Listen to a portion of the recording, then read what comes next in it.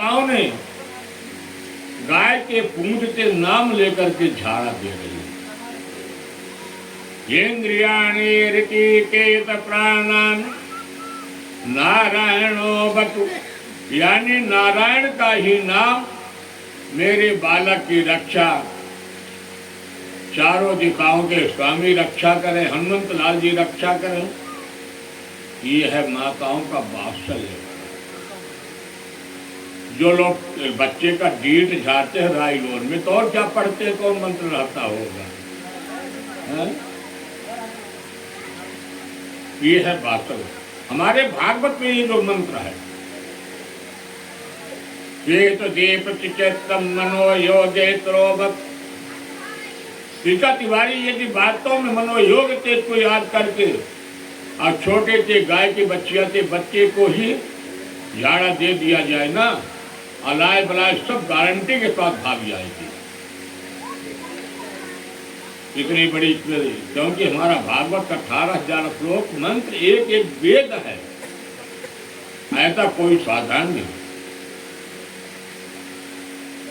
आज पुनः मैं कह रहा हूं कि कलयुग का महामंत्र, महाऔषधि श्रीमद् भागवत का वह मंत्र जिसको प्रेत बाधा हुई हो,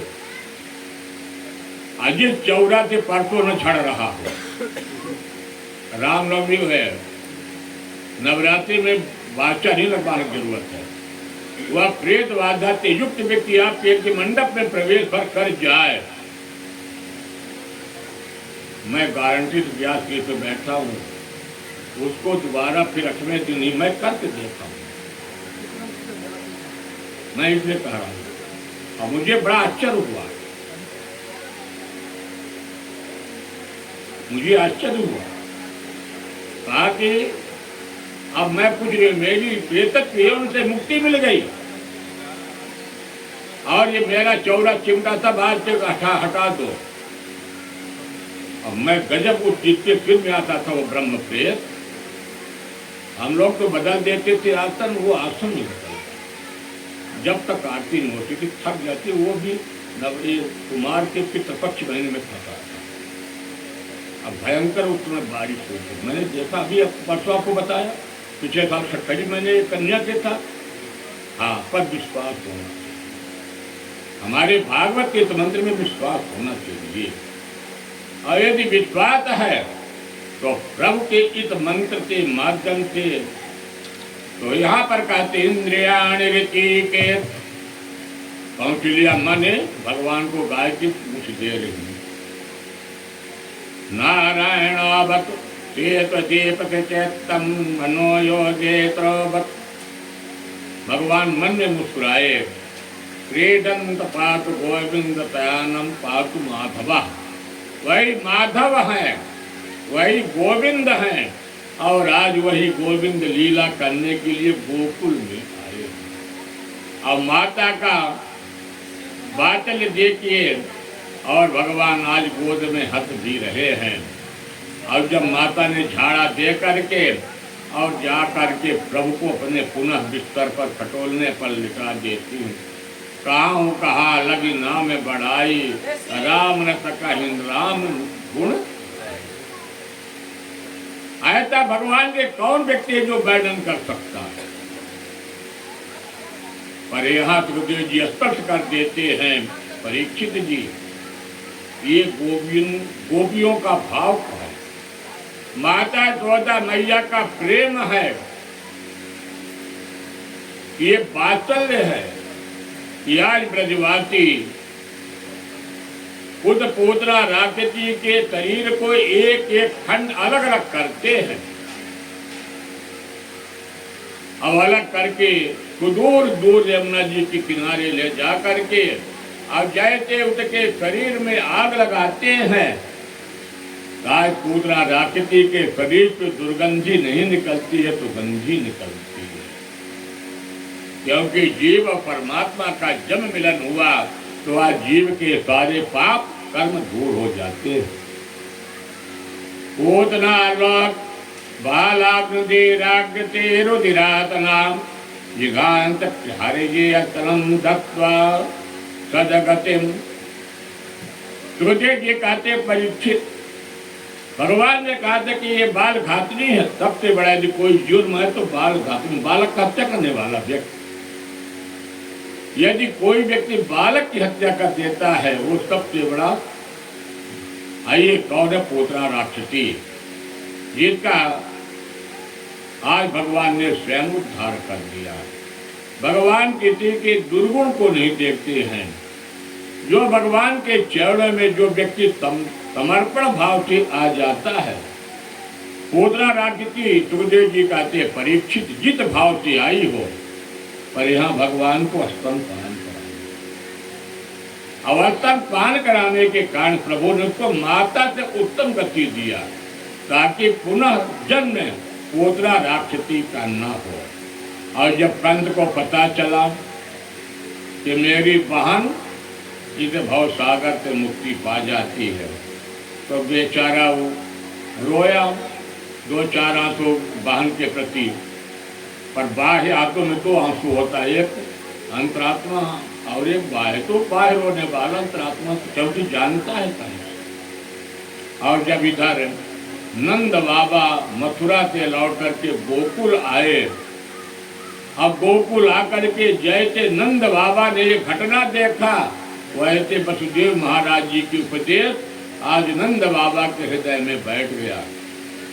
बलदेव जी ने कहा था कि नंद जी ज्यादा जन्मोत्सव के चक्कर मत बनाना, ये बालक की जिम्मेदारी बड़ी ही सुरक्षा करने के लिए आप आई है। एक रहते आज यह घटना को देख करके सभी आपस में लोग चर्चा करने लगते हैं। बोले बालकृष्ण लाल की जय।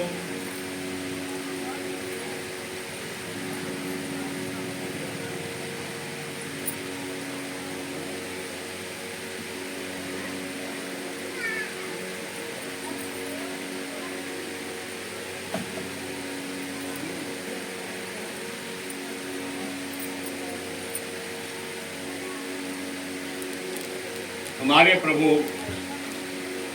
6 महीने के हो गए और प्रभु के प्रतिदिन बाल लीलाएं होती हैं। अब आज 6 महीने में प्रभु यशोदा मैया स्नान करती हैं। यशोदा मैया स्नान करा करके सोता पीताम्बरी पहना करके प्रभु को लिटा देती है। हमारे भोलेनाथ ने मन में विचार किया कि चल करके गोकुल में भगवान नारायण कन्हैया का बाल स्वरूप दर्शन करो। भोलेनाथ बाल स्वरूप दर्शन करने के लिए कैलाश पर्वत पे चलते। अब भोलेनाथ का आप जानते हैं, ये भोलेनाथ के जितने सभी गण हैं, कान में कुंडल बिच्छू, गले में एक नाक, बाहों में भगवान भोलेनाथ के वही हैं। अब भोलेनाथ कितना भी वेद बदल दे, पर भोलेनाथ का वेद बदलने पर भी पहचान में आ जाए। ऐसे परम ब्रह्म परमात्मा के दर्शन बाल स्वरूप की आए। यशोदा मैया के दरवाजे पर पहुंच गए। यशोदा मैया के दरवाजे पर आने के बाद भोलेनाथ ने बड़ा ही सुंदर अलख जगाया है। अलख निरंजन मैया, अलख निरंजन। भोलेनाथ के अलख निरंजन भगवान नारायण के कानों में आवाज पहुंच गई। यशोदा मैया ने जैसे फाटक खोला, यशोदा मैया एक ऐसे संत भगवान के दर्शन करती है। वह संत भगवान कौन आए हैं? भोलेनाथ, जिनके कानों में कुंडल बिच्छू, गले में श्वेत नाग। यशोदा मैया डर गई, अरे बाबा मैं अपने लल्ला का दर्शन नहीं करा। बार बार चिल्लाती हैं, नहीं करा सकती। पर भोलेनाथ ने क्या कहते, सुखदेव जी बड़ा सुंदर वर्णन करते हैं। कहते मैया जिसको आप देख कर डर रही हो ना, ऐसे लल्ला आपके इन्हीं के ऊपर शयन करने वाले हैं। यशोदा मैया नहीं तैयार होती हैं, इतने में माँ भगवती पार्वती जी सुंदर रूप बना करके एक दादी बूढ़ी बन करके लाठी फेंकते हुए आती हैं। आकर के भोलेनाथ के चरणों में गिर जाती हैं। कहती है यशोदा मैया देखो ना, मैं तो देखो छू रहा हूं, मेरे ऊपर ये आपके भुजंग लपट रहे हैं, मुझे कुछ नहीं होने वाला है। लल्ला का दर्शन करा दो, और लल्ला का दर्शन करा दोगे ऐसा आशीर्वाद संत भगवान का दे देंगे कि आप लल्ला के ऊपर न डीठ लगेगी, न लाए न बलाए, कुछ भी नहीं होगा। यशोदा मैया नहीं तैयार होती। तो भोलेनाथ ने कहा मैया सुन लो, यदि आप दर्शन नहीं कराओगे तो मैं दोनों जमा करके ही दरवाजे पर बैठ जाऊंगा। आज नहीं तो 12 वर्ष के बाद बालक आपका बाहर निकलेगा, तब मैं दर्शन करूंगा। भगवान की ऐसी माया कि भगवान इतना तेज पे रोने लगे। यशोदा मैया बार बार अपने गोदी में डुलाते हैं, हिलाती हैं, खिलाती हैं, पर जब जा करके भोलेनाथ ने दर्शन किया, भगवान रोना बंद कर दिया। यशोदा मैया कहते मैया थोड़ा सा मुझे हाथ में दे दो, और मैं ऐसे मंत्र जानता हूं, मैं मंत्र का जाप कर दूंगा, आपके बालक से कभी भी डीठ नहीं लगेगी।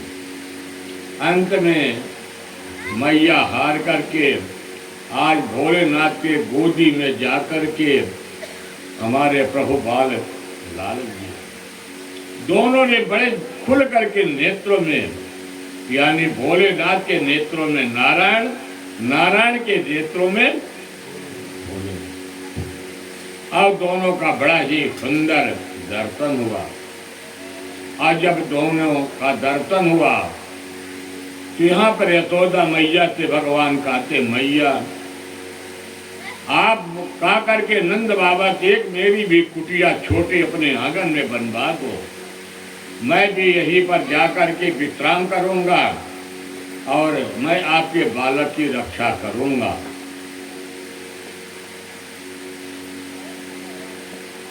ये कहते जब भोलेनाथ ने कहते हैं यशोदा मैया कहती हवस, और नंद बाबा जी ने अपने आंगन में एक छोटा सा मंदिर अपने भोलेनाथ का भी बनवा करके और उसका नामकरण कर देते हैं। क्या करते हैं? नंदेश्वर महादेव।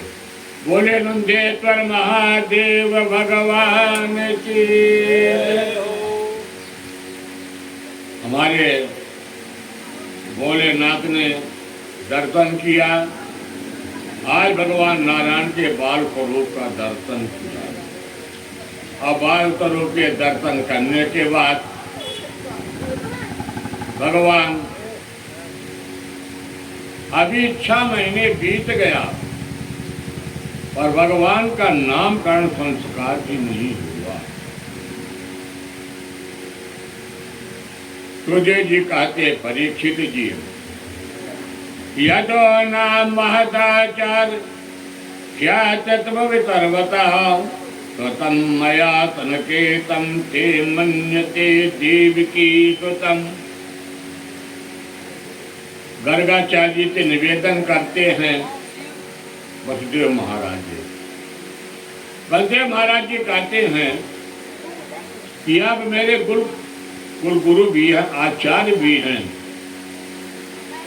एक जन्मोत्सव के चक्कर में इतना लंबा समय निकल गया, अभी बच्चे का नामकरण संस्कार भी नहीं हुआ। आज जब बच्चे का नामकरण संस्कार 6 महीने के अंदर हो जाना चाहिए। आज गर्गाचार्य जी आए हैं। नंद बाबा जी ने गर्गाचार्य जी का बड़ा सुंदर स्वागत किया। कहा गुरु जी आप बड़े मौके से आ गए, अभी तक मेरे बालक का नामकरण संस्कार नहीं हुआ और आप मेरे बालक का नामकरण संस्कार कर दीजिए। गर्गाचार्य जी की आदेश देते हैं कि आप ले जाइए, एकांत में मैं करूंगा। कहाँ पर? गौशाला में। नंद बाबा को कौन तैयारी करना? जिसके यहाँ इतनी गायें लगती, दूध दही होता है, नंद बाबा जी ने जल्दी जल्दी तैयारी की और गौशाला में ले जाकर के दोनों का नामकरण संस्कार भैया का होने जा रहा। पर यहाँ पर जानते क्या किए? दोनों माताओं ने दोनों भैया को अदला बदली कर लिया कि देखें ये ज्योतिष के प्रकार में विद्वान है कि ऐसे चले आए नामकरण संस्कार करने के लिए। यशोदा मैया के गोद में कौन है? हमारे दाऊ भैया, बड़े भैया, और कन्हैया इधर रोहिणी मैया के गोद में है। बड़े बालक यशोदा मैया, छोटे भैया रोहिणी मैया। नामकरण संस्कार प्रारंभ हुआ और नामकरण संस्कार जब प्रारंभ हुआ तो हमारे गर्गाचार्य जी की समाधि लग गई और गर्गाचार्य जी की वो समाधि लग गई कि भगवान के उन दिव्य स्वरूपों के गर्गाचार्य जी खो गए और मन में गर्गाचार्य जी ने नामकरण संस्कार कर रहे हैं। यदो नाम महदाचार्य क्या तत्वितरवता श्रुतम मया संकेतम ते मन्यते देवकी श्रुतम। जो रोहिणी मैया के गोद में है, ये कौन है? देवकी सुत है। इनका जन्म अनेक जन्म हो चुका है, कभी श्याम वर्ण, कहीं पीत वर्ण। जो यशोदा मैया के गोद में है, इनका नाम बलदाऊ है, संकर्षण है।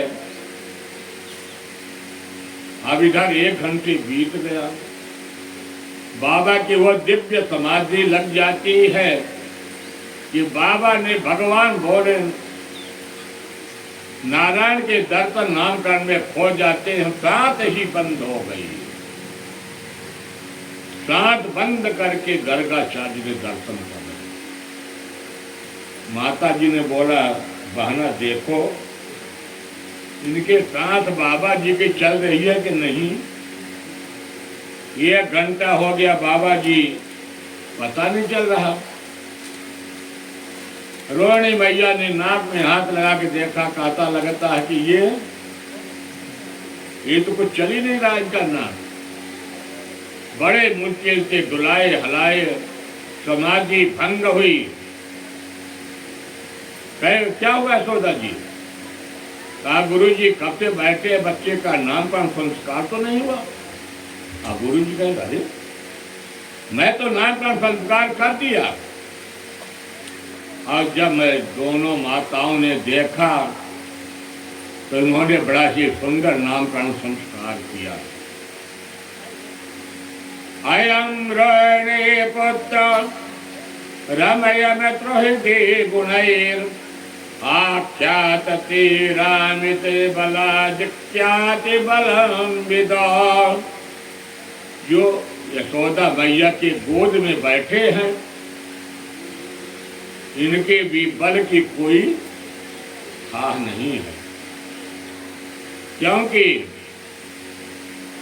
कभी इनको दाऊ, संकर्षण, बलभद्र अनेक अनेक नाम से इनको लोग जानते हैं। हलधर के नाम से भी जानते हैं, दाऊ दयाल के नाम से जानते हैं, संकर्षण के नाम से भी जानते हैं। और जो रोहिणी के गोद में बैठे हैं, ये कौन है? गुरु जी नामकरण कर रहे हैं। आयतन वर्णात्रयो ये गृह्यतोऽनुयोगं तना जुगलो रक्ततता प्रीतिदानीं कृततां गता। और जो रोहिणी के गोद में है, संकट समाधान मिटा रहे हैं कि गुरु जी देखे जानकार है कि नहीं है। तो कहते जो रोहिणी के गोद में बैठे हैं, इसका रक्त कभी पीत कभी कृष्ण वर्ण हुआ, इनका नाम कृष्ण रखता हूँ। थोड़ा सा काला है पर ज्यादा नहीं, थोड़ा सांवला भी है। चेहरा सुंदर है, क्योंकि काला व्यक्ति का यदि चेहरा दबा न हो तो अच्छा लगेगा। और इनका आज तक नामकरण संसार में कोई नहीं कर पाया। माधव होगा, गोविंद होगा, वसुदेव वासुदेव होगा, इस तरह से इनके बहुत से नाम हैं। नारायण होगा, कितने नामों से पुकारे। और इनके नाम गुण वर्णन आज तक कोई नहीं कर सकता। सुखदेव जी कहते परीक्षित दोनों माताओं के शंका का समाधान वहां पर बिठा दिए। गुरु जी को विदाई देने लगे। गुरु जी कहे कि ये विदाई मुझे क्या जरूरत है, मैं तो जीवन को वह विदाई पा चुका हूं जिनके विदाई के लिए जीवन में बड़े बड़े योगी मुनि संत कितने कितने व्रत तपस्या करने के बाद शरीर छूट जाती, दर्शन नहीं मिलता है। और आज तो मैंने सब कुछ पा लिया। पर नंद बाबा जी गुरु जी की विदाई किए, और गुरु जी की विदाई करने के बाद गुरु जी आज हमारे प्रभु का भी नामकरण संस्कार हुआ। बड़ा ही सुंदर हमारे प्रभु कुछ अब बड़े हो गए। यशोदा मैया के आंगन में हमारे प्रभु यशोदा मैया के द्वारा बांधा हुआ घूंघट पायजेब, उनमें आवाज निकलती है और यशोदा मैया अंगुली पकड़ करके अपने लल्ला को चलाना सिखाती है आंगन पर। हमारे प्रभु चल रहे हैं। बड़ा ही सुंदर वर्णन करते हैं। जो संसार के जगत के मालिक हैं, सुखदेव जी परीक्षित जी वर्णन करते हैं। आज वह व्यक्ति यशोदा मैया के गोद में एक साधारण लल्ला बनकर के अपना लीलाएं कर रहे, जिनके बड़े बड़े संत महात्मा अमला विमला कोई नामकरण संस्कार नहीं कर पाया। सारी दुनिया जिनके इशारे पर नाचती है, आज वही संसार के नियामक नियंता प्रभु नारायण यशोदा मैया के इशारे से नाच रहे हैं।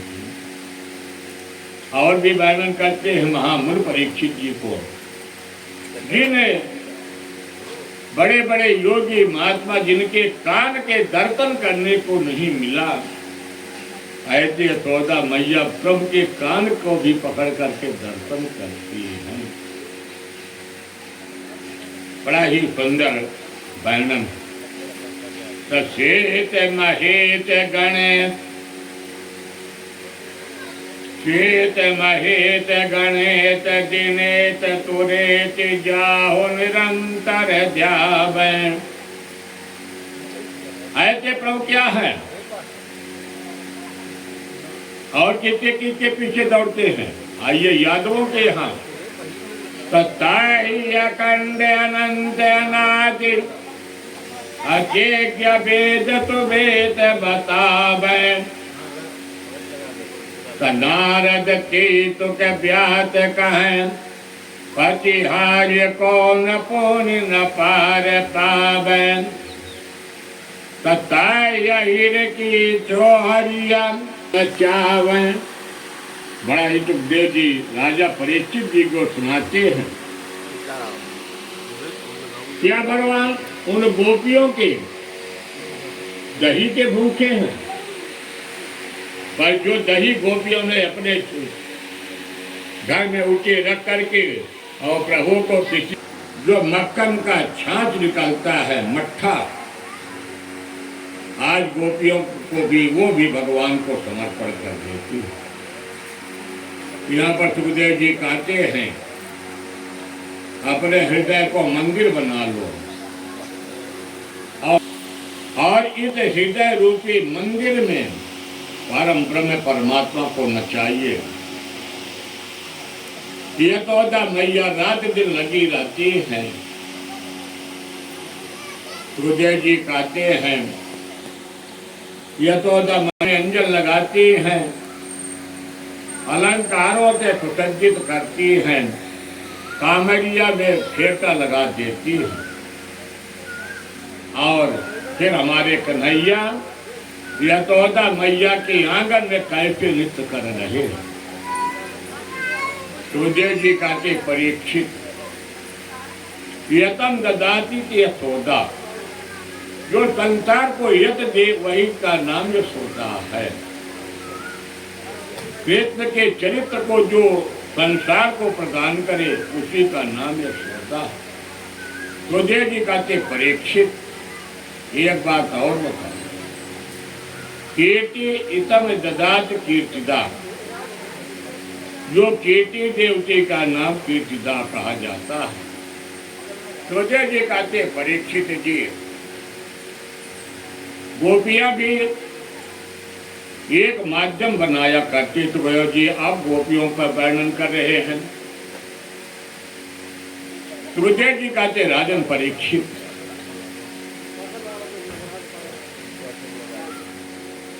गोपियां क्या करती है, अपने मन में एक गोपियों समूह बनाती है और गोपियों ने समूह बना करके आज बड़े सुबेरे यशोदा मैया के महल में गोपियों ने प्रवेश किया। यशोदा मैया अपने मन में विचार किया कि आज तो ना मैं सत्यनारायण भगवान की कथा किया हूँ, ना कोई ऐसा आयोजन किया हूँ, और जितने ये महिलाएं हैं गोकुल की, झुंड के झुंड एक दो नहीं, बड़े विशाल समूह में सभी आ रही हैं और सभी बड़े जोर से चिल्लाती हैं, कहती यशोदा मैया। यशोदा मैया कहती क्या हो गया बहना, एक नहीं दो नहीं सारे बहना एक साथ बोलती हैं कि अपने लल्ला को बाहर तो निकालो। सुखदेव जी कहते परीक्षित सावधान। यशोदा मैया कहती बहना क्या हो गया, और वह गोपियां कठोर भाषा में बोलती, कहती अपने लल्ला को बाहर निकालो। चेणता के कावती का मेकम नंद निकेता गणे मया देशतम। आज सुखदेव जी कहते परीक्षित कतरा वीर विचित्र दृश्य दिखाई दे रहा है कि जो भगवान गाय के धूल के दूसरे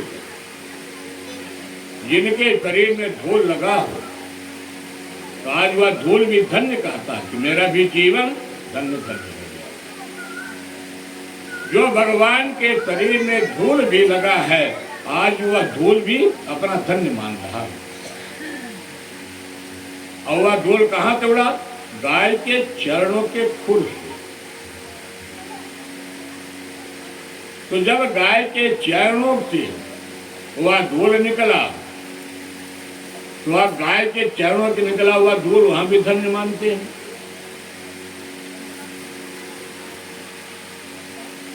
तो यहाँ पर सुखदेव जी कहते परीक्षित ये कौन धन्य मानता है, वो तो जो धूल उड़ती है, वो तो धूल के जो देवताओं के स्पर्श हो रहा, वह देवता भी जाकर के धन्य मानते हैं। तो कहते तीसरा कौन धन्य मानता है, तो कहते तीसरा जाकर धन्य माता जो यमुना के किनारे पत्ते हैं, जीव है, ये अपने आप को धन्य मानते हैं कि धन्य है इन प्रभु के चरणों से उड़ी हुई गाय के खुर के धूल आज मेरे मस्तक पर है। तो बहुए ने क्या किया, यशोदा मैया से कहा, देखे बिन नहीं काना जब मन नहीं माना। तो गोपियों को क्या था, एक बहाना था। यह पर सुखदेव जी कहते हैं, कैसे बहाना था कि जब वह पनघट पर जाती है कौन गोपियां, तो जब पनघट पर यानी कुएं पर पानी लेने के लिए जाती है, सुखदेव जी कहते हैं पर दो पात्र हैं, एक तो कुआं और दूसरा पात्र क्या है, घड़ा। और यह शरीर क्या है, जीव। तो घटा क्या, घटाकाश हो गया, घड़ा में कुछ नहीं है। घड़ा जब खाली है तो फूटेगा, घटाकाश हो गया। तो गोपियों ने क्या किया, घड़े में छिद्र बनाया। गोपियों का क्या बहाना था, घड़े में छिद्र करना। तो छिद्र कौन किया, कन्हैया। जब मैंने पानी भर करके अपने घड़े को सिर पर रखा, यशोदा मैया आपका बालक पहुंचा, कंकड़ मार करके मेरे घड़े में छिद्र कर दिया। और जब छिद्र कर दिया तो उसमें क्या निकला, जल की धारा। और जब जल की धारा निकली तो मेरे मुखमंडल से जो गायों की धूल निकली थी वह कहाँ आई, चरणों में जाकर के गिरती है। या धन्य है सुखदेव जी परीक्षित जी को समझाते हैं, इन आंखों से आज हमने ब्रह्म को पहचाना। तो गोपियां कहती है कि ये कौन है, ये साधारण नहीं है। प्रकृत पद कमलों में मन को लगाना है, इन गोपियों का ताना उलाहना ये बहाना है। तो गोपियों ने बहाना क्या बनाया, उन घड़े के माध्यम से और भगवान नारायण के दर्शन करने के लिए। और क्या कहती हैं, मैया अपने लल्ला को बाहर करो। क्या हो गया भैया, मैं तो आज कोई पूजा पाठ किया नहीं, एक एक बड़े समूह में हजारों अरे कहती बात सुन लो, तुम्हारा बालक क्या क्या करता है मेरे साथ। एक तो जब मैं पनघट पर जाती हूँ तो मेरे घड़े में छिद्र कर देता। तो दूसरी गोपियां क्या कहती हैं कि जब मैं घर में जाता तो सासू माँ मेरी डांटती है कि तूने जाके घड़े को छेद करके फोड़ के लाई हो। तो तीसरी गोपी कहते, अरे भैया सुन लो, तुम्हारा बालक क्या करता, मेरे घर में जा करके और गायों के बछड़े को खोल देता, गाय मेरी दूध पिला लेती है। ये तरह के जितने गोपियां हैं यशोदा मैया के पास बहुत ढेर शिकायतें कर दी थी। सुखदेव जी कहते परीक्षित, अब यहाँ पर पर्दा लगाइए। पर्दा कौन है, यशोदा मैया। यशोदा मैया के आंचल पल्लू को भगवान ने पकड़ करके किनारे खड़े हो गए। अब किनारे हो करके उन गोपियों को भगवान ने गुली दिखाया कि शिकायत अभी कर लो और मैं जैसे बाहर निकलूंगा तो एक एक गोपियों का हिसाब किताब। सुखदेव जी कहते परीक्षित, एक तरह से भगवान के उन गोपियों के द्वारा बड़ा ही सुंदर उलाहना दिया गया। बच्चानमंचन पचित तमये, गोपियों ने बड़ा सुंदर उलाहना दे रही हैं। सुखदेव जी के शब्दों में सुनिए, गजब का उलाहना। बच्चा